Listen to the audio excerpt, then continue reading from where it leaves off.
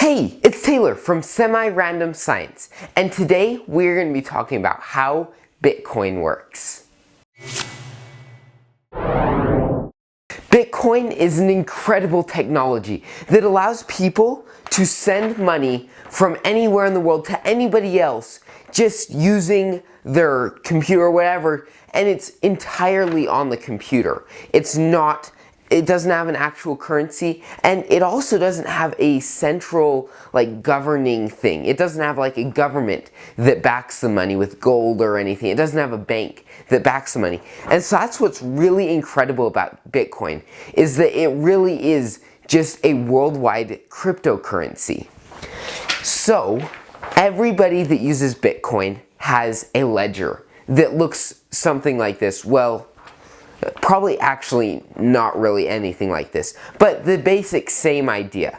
So you have an account and you have a balance.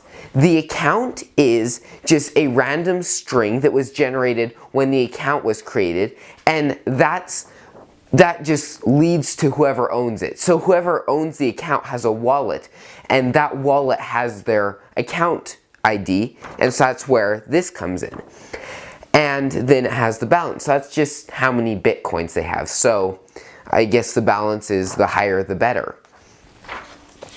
So every single time somebody wants to buy something in Bitcoin, so say orange guy he's talking to red guy and he wants to buy his couch for, however many Bitcoins they decide upon.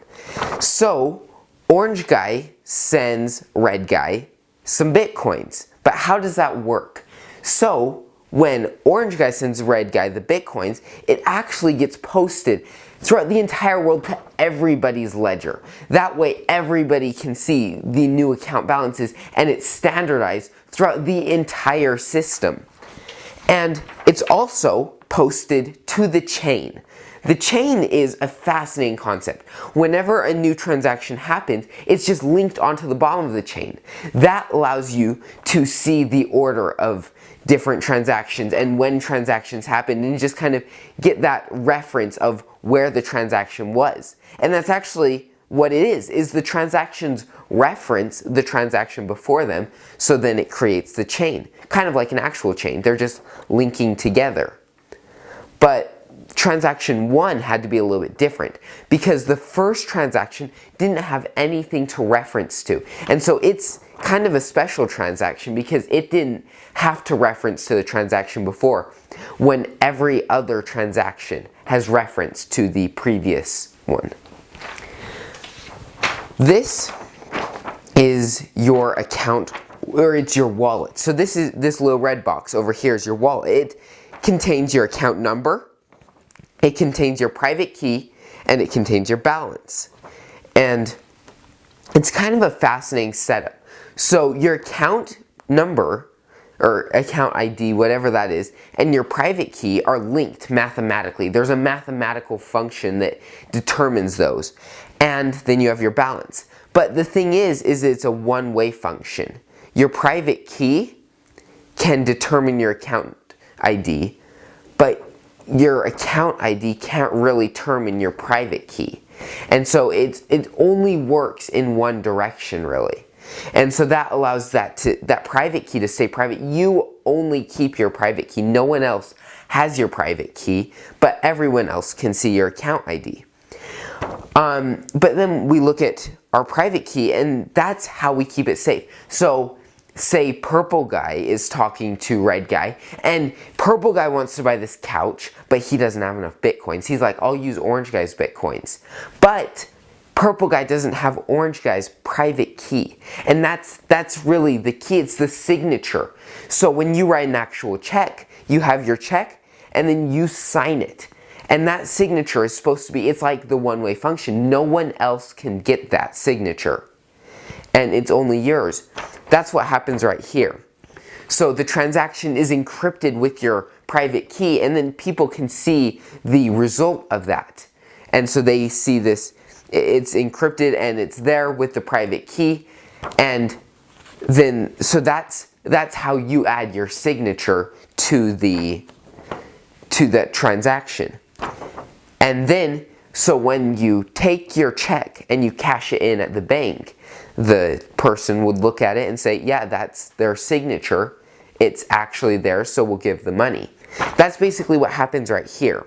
So the transaction, the result of this is compared with the account number, and some math is done to check if it is the correct account number that would create that private, or the encryption with the private key. Again, it's a one-way function. This is a one-way function. So you can't reverse engineer that transaction, at least not within reason. You couldn't do it. Within a reasonable amount of time, with a reasonable amount of computing power, you couldn't reverse that.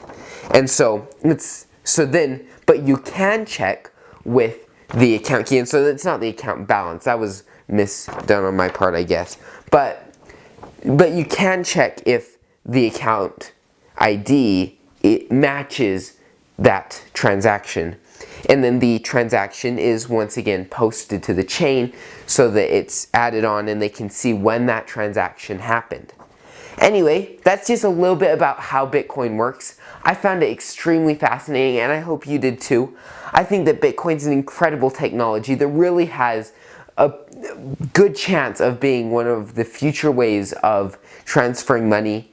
Anyway, just once again, thank you so much for watching. It really means a lot to me. And it would also mean a lot to me if you like this video, and if you want to see more content like this, make sure to subscribe. I really want this to be an engaging channel, so please comment down below.